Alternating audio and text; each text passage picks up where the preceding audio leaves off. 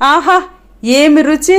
బెల్లం ఆవకాయ ఈ విధంగా తయారు చేసుకుంటే కలెక్టర్ కాయలు 50 తీసుకొని తొక్క గీసి ముక్కలు కట్ చేసుకోవాలి.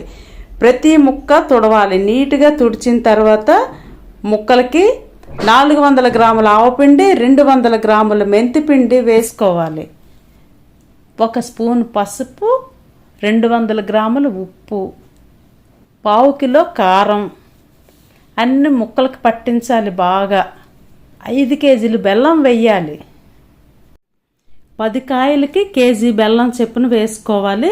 ముక్కలకి పౌడర్లన్నీ బాగా పట్టించేసి బెల్లము ముక్కలు అన్నీ కలిపేసి క్యాన్లో అయినా డబ్బాలో అయినా వేసుకొని 3 రోజులు ఊరబెట్టాలి.